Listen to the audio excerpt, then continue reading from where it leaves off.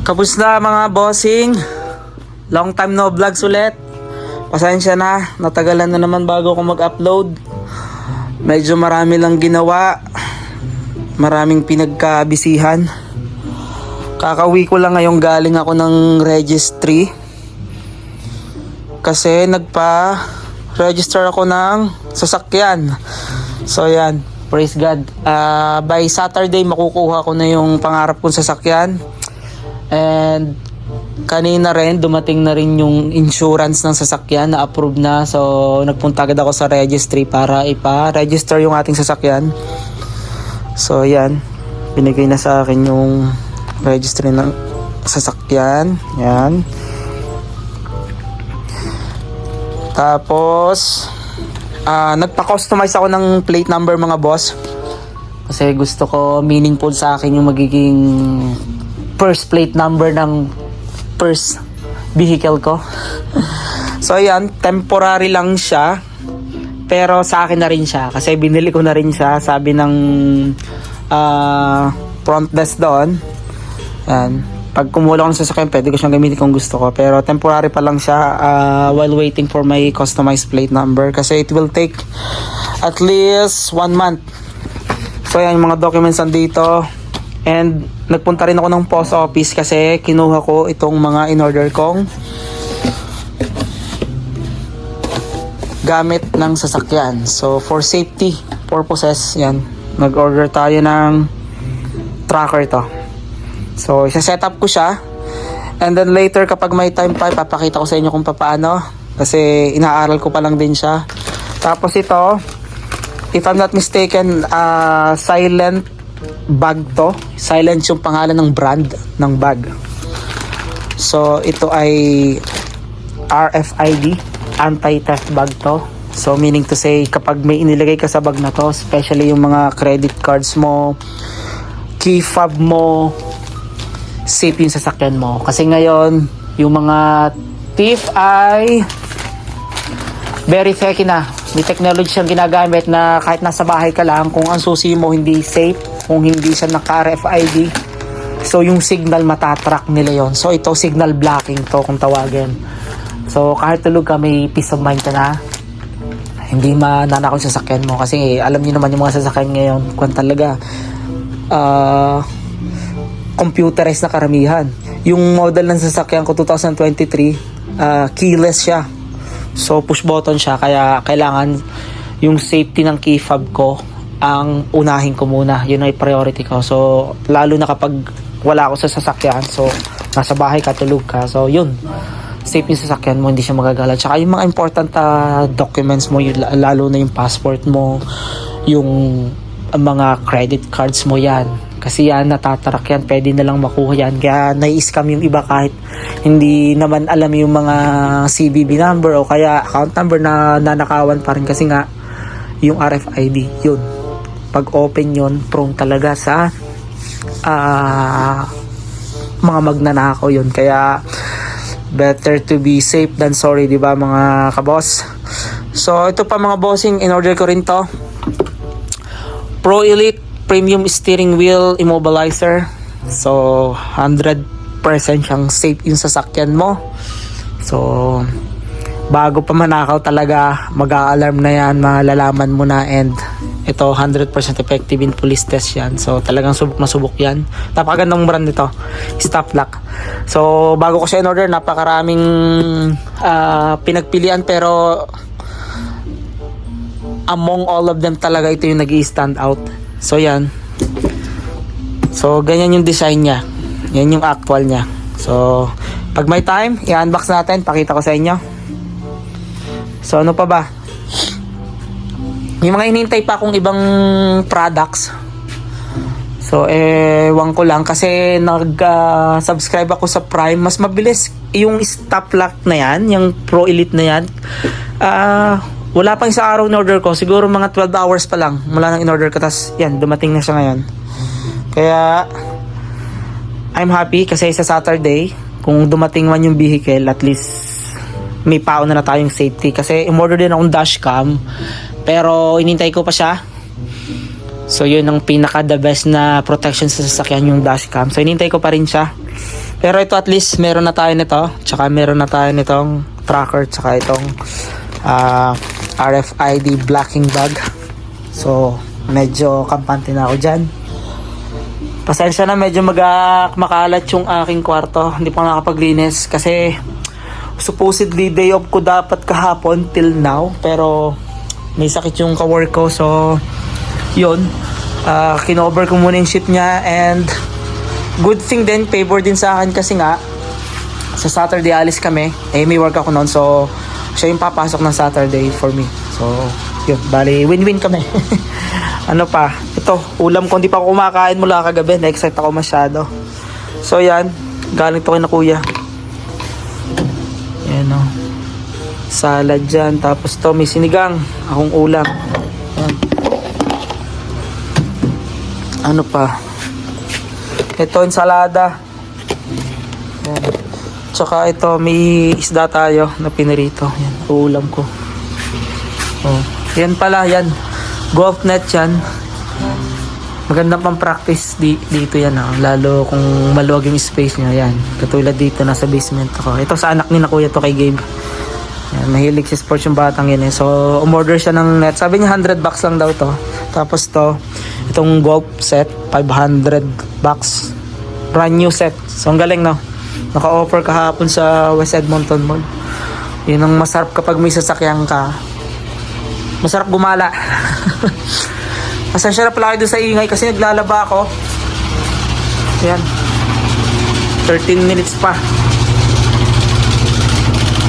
Lalaba na ako mga bossing. Kasi bukas may pasok uli ako. Friday bukas. Tapos Saturday day off uli ako. So yan. Tapos pakita ko sa inyo yung labas kasi sobrang lamig ngayon. -13.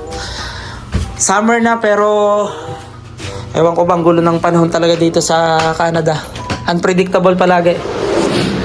Kahapon ang init, tas ngayon kung makikita nyo, grabe yung lakas ng hangin mga bossing. Ang tindi. Tapos may snow pa. Yan, kita nyo. Ayan. Oh my god. Woo! Lamig. So, ayan mga bossing, ang labas ng bahay namin dito.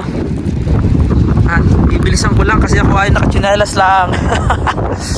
Pinakita ko lang sa inyo yung labas. Share ko lang sa inyo, pero ang lamig. -13 ngayon, ayan.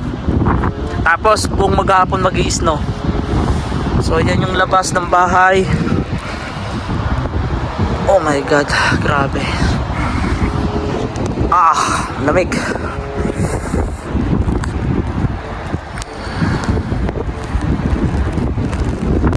So, nakita nyo naman yung hangin sa buhok ko. Yan, nakapuyot pa yan.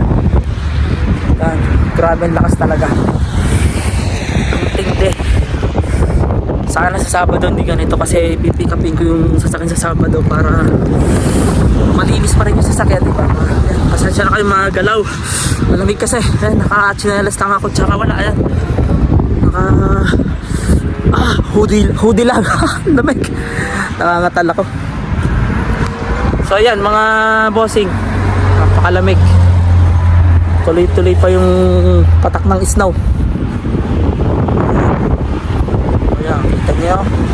Ayan. Ayan, pasok muna tayo sa loob. Hindi ko na kaya yung lamig. Lamig. Iyan, so ayan yung labas ng aking tinitirhan dito mga bossing. Grabe yung lamig. April na ngayon, dapat summer na, pero ganun talaga sa Canada. Ang constant lang talaga sa mundo ay changing. Ayan. Kahit yung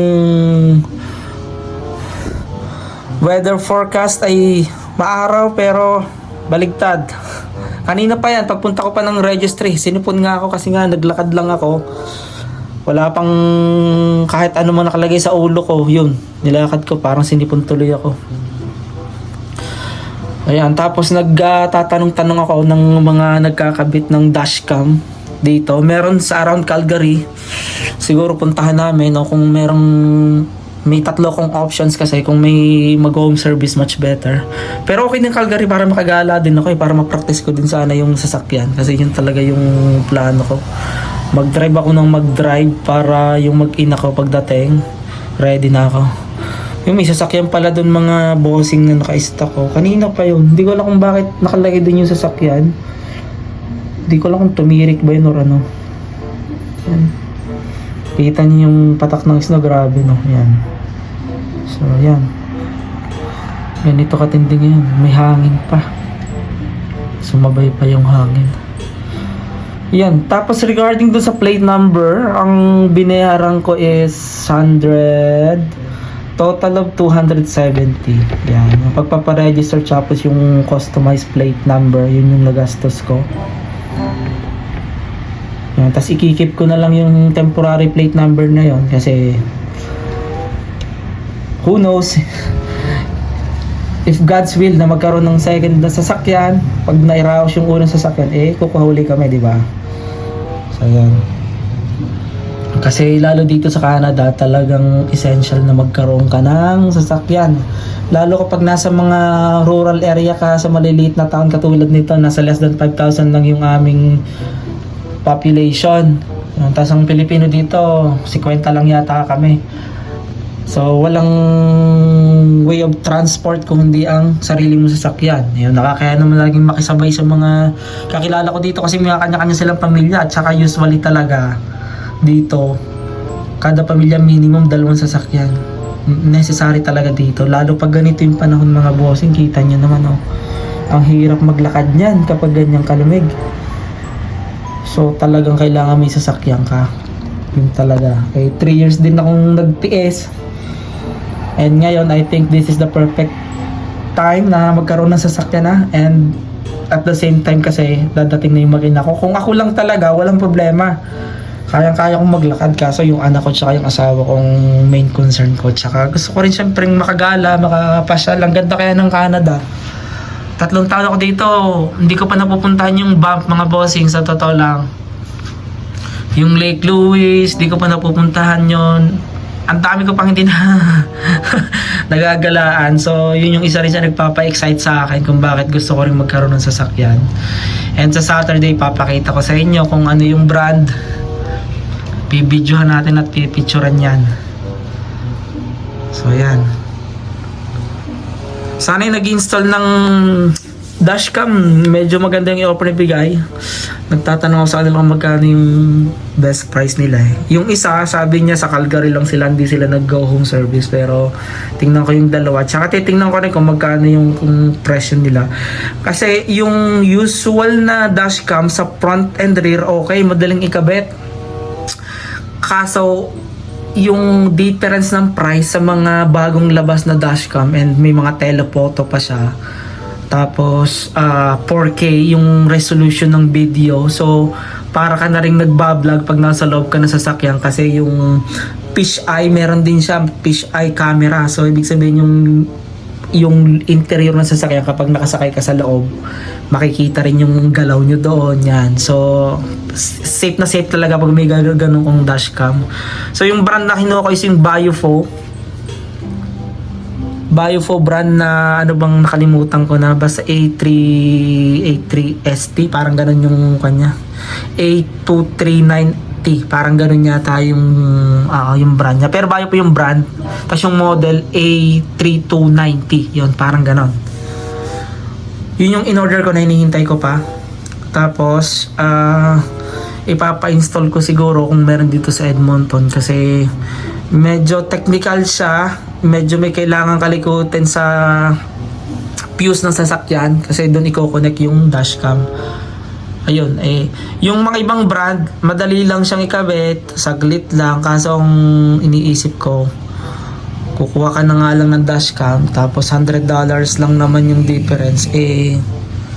Doon na tayo sa talagang quality na magtatagal at saka magandang evidence yun. Kasi lalo kapag wala ka sa sasakyan, hindi mo naman kasi masasabi talaga yung isip ng mga tao. Baka biglang may mag-interest sa sasakyan mo, at least talagang for your safety na rin, at saka yung syempre may insurance ako para may proof talaga, di ba? Pero wag naman in Jesus name na yung buong journey ko sa pagkakaroon ng sasakyan nawa naman maging maayos at walang mangyaring masama. Yun lang yung prayer ko din talaga. Although dito naman sa lugar namin sa Smoky Lake, napaka rare na mga ganong case.